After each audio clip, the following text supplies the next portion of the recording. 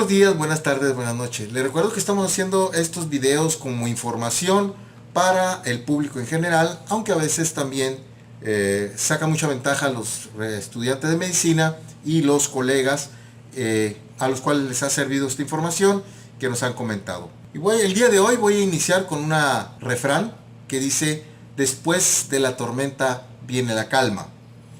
Es un dicho que nos habla que después de haber pasado por una crisis o un problema, siempre viene algo mejor. Y sabemos que con el problema del COVID, pues generalmente tenemos ahí un problema que es la tormenta de citoquinas, un evento en el que se liberan estas sustancias que llamamos nosotros citoquinas y que activa las células y que produce inflamación y que pues nosotros es lo que tratamos de controlar para que el paciente no avance en la enfermedad.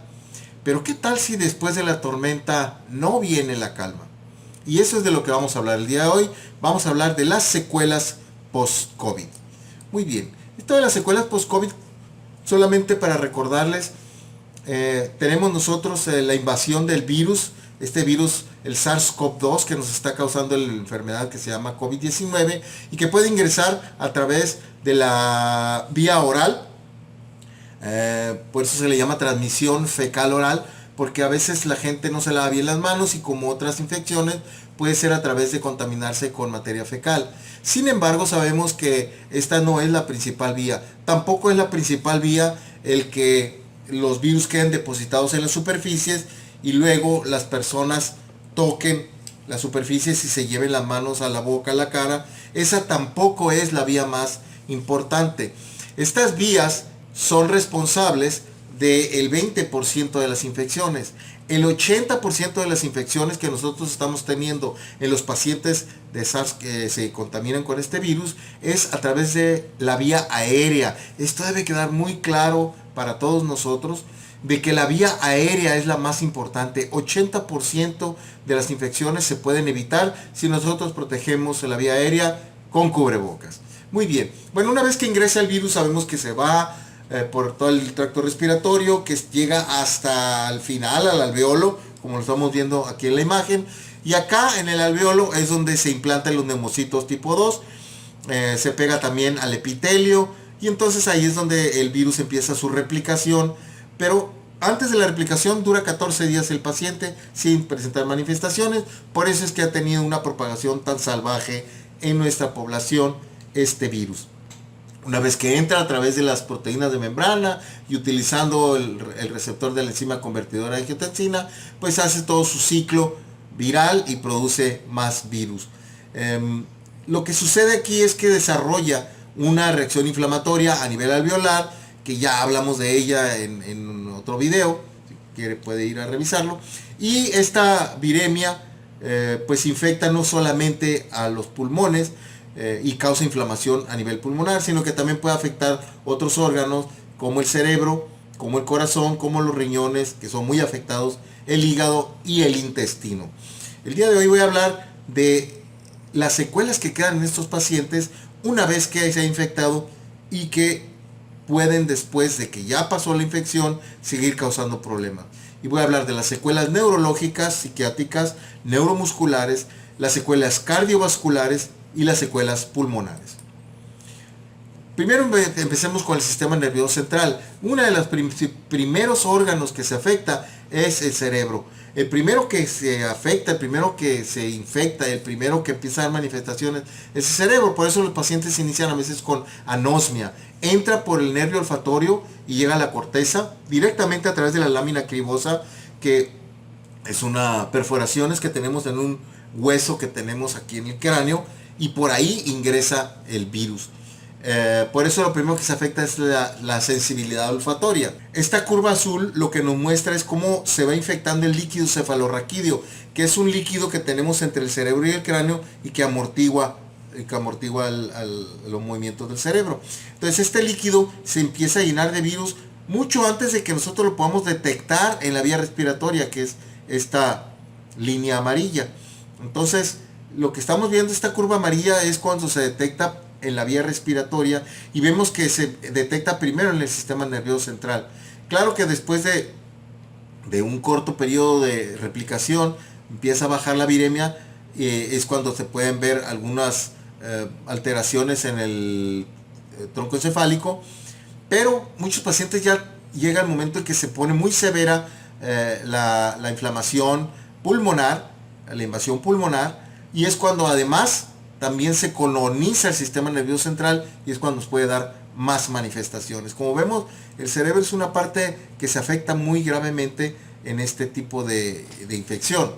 Y la infección neurológica, la invasión, la hemos visto, las manifestaciones que hemos observado han sido encefalopatías, encefalitis, meningitis, accidente vascular cerebral, convulsiones, síndrome disejecutivo, alteraciones neuromusculares y el síndrome de Guillain-Barré que hemos visto en los pacientes. Y pues lo que vemos nosotros como pacientes, lo que podemos observar en los pacientes es mareo, el 16%, cefalea, sensibilidad alterada, lo que es el accidente vascular cerebral, alteraciones del gusto, disminución olfatoria y dolores musculares que tienen daño muscular en estos porcentajes. Aquí les dejo las referencias por si quieren ir a la literatura. Pero entonces, una vez que sabemos que sí se invade el sistema nervioso central en el COVID, una vez que pasa la infección, ¿qué puede quedar? ¿Y en qué cantidad? Bueno, sabemos que las secuelas neuropsiquiátricas del COVID se presentan, dependiendo de la literatura que se revise, del 0.9 al 4%. Y lo que queda, esas secuelas, son encefalopatía, delirio, alteraciones cognitivas, cambios de ánimo, insomnio, ha habido casos de suicidio y pacientes que presentan psicosis que no sabemos si van a durar mucho tiempo, porque les recuerdo, esta es una enfermedad muy temprana en evolución que no conocemos bien, tiene apenas desde 6 meses con nosotros, estamos conociendo cómo son las secuelas, cómo evoluciona las enfermedades, las manifestaciones que se presentan en los pacientes, pero ya hay algunas observaciones que nos hablan de que sí hay secuelas neurológicas, neuropsiquiátricas y neuromusculares. ¿Cómo se manejan? Bueno, hay muchas formas en que nosotros podemos manejar estas secuelas. No voy a hablar ya de medicamentos específicos porque hemos tenido el problema de que les recuerdo a las personas que están viendo este video, no, por favor, no se automedique. Si usted que oye de algún medicamento, si usted se le comparte la información, no es para que vaya y compre ese medicamento, es para que se asesore de un médico. Es muy importante que no estén utilizando la automedicación, que nos ha traído muchos problemas. Por esa razón ya no voy a dar nombres de medicamentos, ni voy a hablar de dosis en las pláticas que estamos haciendo. Voy a hablar de grupos de medicamentos, los médicos pueden ir a buscar estos grupos de medicamentos. Tampoco voy a hablar de dosis. Con mucho gusto les comparto la información a los médicos que estén con ganas de saber la información, qué medicamentos, a qué dosis. Con mucho gusto les compartimos la información. Se puede comunicar con nosotros a través de mensajes por YouTube o por mensajes directos a mi correo electrónico o por teléfono o por WhatsApp, como ustedes quieran. Ahí la información la compartimos con mucho gusto, pero a médicos que se comuniquen con nosotros. Lo que hemos tratado personalmente con estos problemas neuropsiquiátricos ha sido hemos utilizado en los pacientes que presentan estas secuelas, nosotros las hemos visto hasta 3 meses todavía, benzodiazepinas, antidepresivos, antipsicóticos, estabilizadores del estado de ánimo. Claro que las benzodiazepinas son en grupos muy específicos, no se les va a dar a todos. Paciente que tiene eventos psicóticos, pues tal vez utilicemos otra cosa como la quetiapina, pero otra vez no quiero hablar de nombres de medicamentos porque desafortunadamente la gente que escucha el medicamento va, lo compra y se lo toman y sin asesoría médica, y así no debe de darse los medicamentos. El otro sistema que se afecta mucho es el sistema cardiovascular. Hemos visto, como existe aquí la representación, esta gráfica, podemos ver cómo ingresa el virus, lo que dijimos ahorita del sistema respiratorio, pero también el corazón tiene los receptores ACE1 y 2. Estos receptores que tiene el corazón también le sirven al virus para implantarse ahí y para implantarse en el endotelio. Y esto es lo que nos lleva a los problemas cardiovasculares que estamos viendo, con toda su tormenta citoquímica y con toda la activación de los macrófagos y la producción de anticuerpos y todo. Pero el problema que estamos viendo en el corazón también es importante. Lo que hemos visto a nivel cardíaco es que estos pacientes tienen un impacto importante sobre todo cuando tu paciente tuvo una viremia grave. Entra por el receptor AC1 y nos presenta principalmente 3 síndromes: daño al músculo cardíaco, daño coronario agudo y arritmias, que es una cosa que hemos estado observando en los pacientes. También se han presentado tromboembolismos venosos, embolismos pulmonares e insuficiencia ventricular derecha, ¿no? Y lo que estamos observando es que estos pacientes se están quedando con inflamación cardíaca, que se presenta en el 60%. Hay en muchos pacientes marcadores de infarto, como la troponina, y hay daño cardíaco en el 78% de los pacientes. Pero, ¿qué tanto va a quedar este daño cardíaco? Pues eso es precisamente lo que nosotros estamos investigando, estamos tratando de elucidar, porque muchos pacientes están quedando con secuelas cardiovasculares, principalmente arritmias severas en el 17% y daños cardíacos que se presentan de forma aguda, pero que están quedando con secuelas en algunos pacientes. Las secuelas que más hemos visto, que más se han reportado, han sido miocarditis, que es una inflamación del músculo cardíaco, y pericarditis, que es una inflamación de la envoltura del corazón.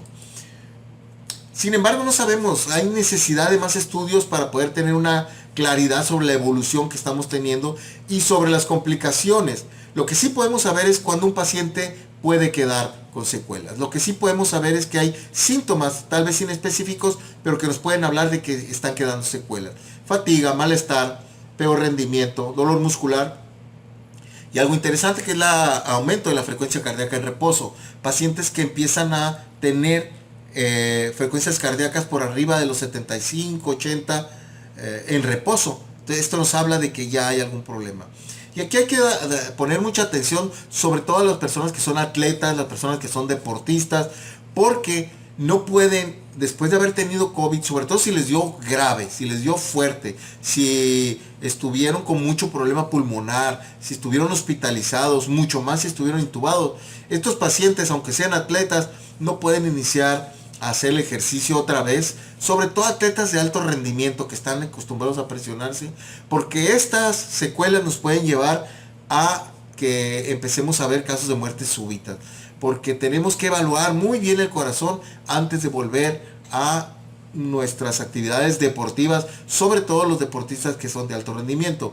Y lo que se está recomendando es que tengan una evaluación médica antes de retomar los entrenamientos de alto rendimiento, y esto consistiría en hacer ecocardiograma transtorácico, una prueba de esfuerzo y la prueba de Holter.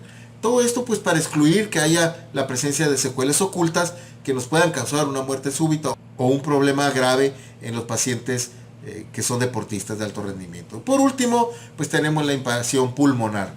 Sabemos por experiencias previas que se han tenido que la epidemia de SARS en el 2003, que fue por el virus SARS-CoV-1, sí causó fibrosis pulmonares residuales en muchos pacientes. Y la del Medio Oriente también en el 2012 se repitió esa observación. Entonces es esperado que también en esta pandemia tengamos un problema de fibrosis pulmonar, que pensamos, como en las otras epidemias, que sea hasta de un 30% de los casos, una tercera parte de los casos. Y igual sabemos pues que se invade el alveolo, que causa toda la tormenta citoquímica, que se produce las membranas hialinas y que se produce toda esta inflamación, que después cuando viene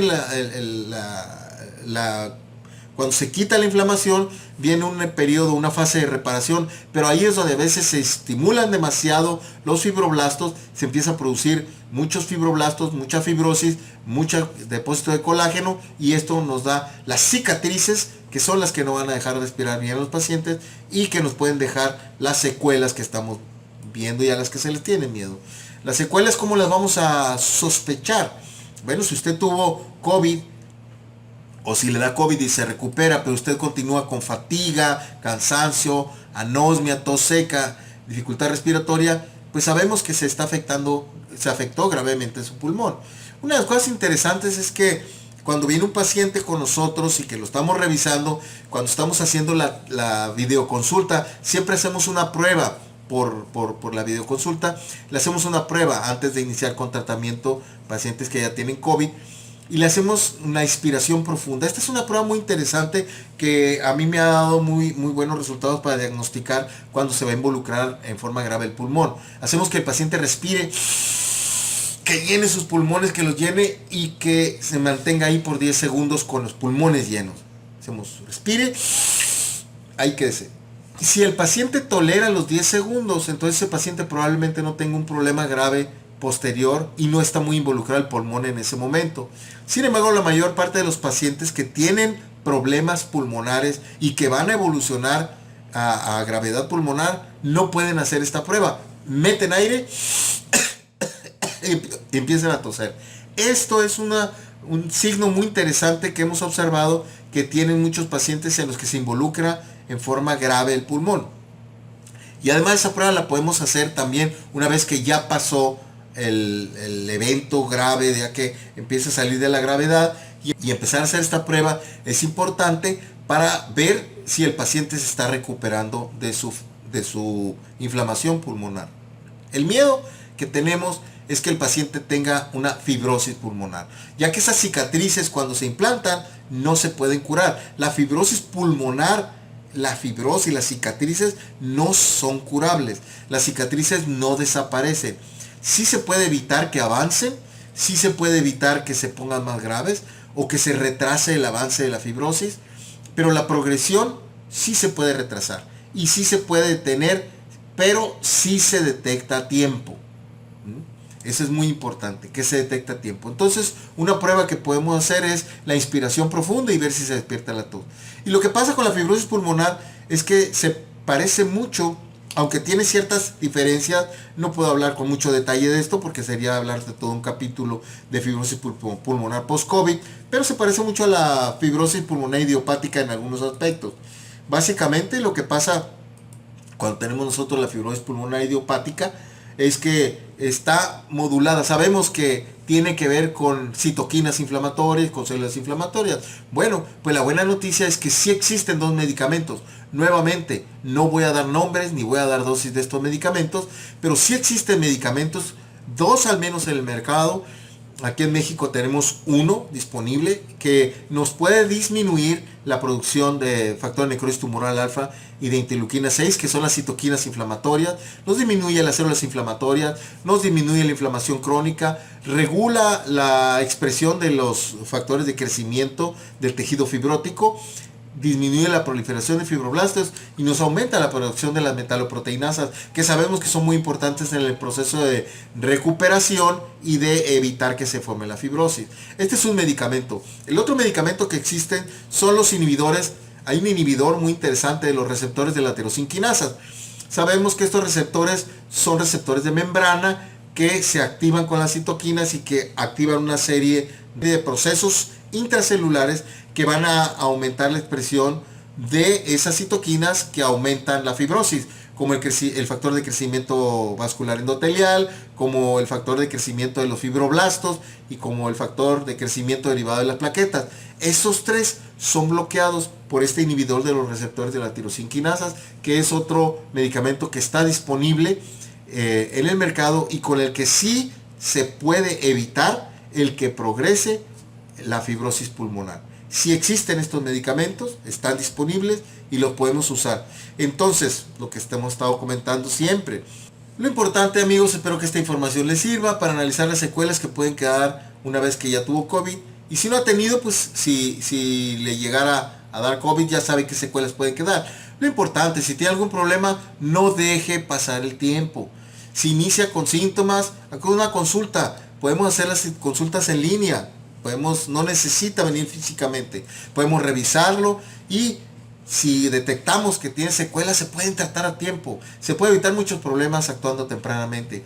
Muchos problemas tienen solución, sobre todo el prevenir las secuelas a largo plazo, pero entre más temprano aborde el problema, pues generalmente va a ser más económico resolverlo.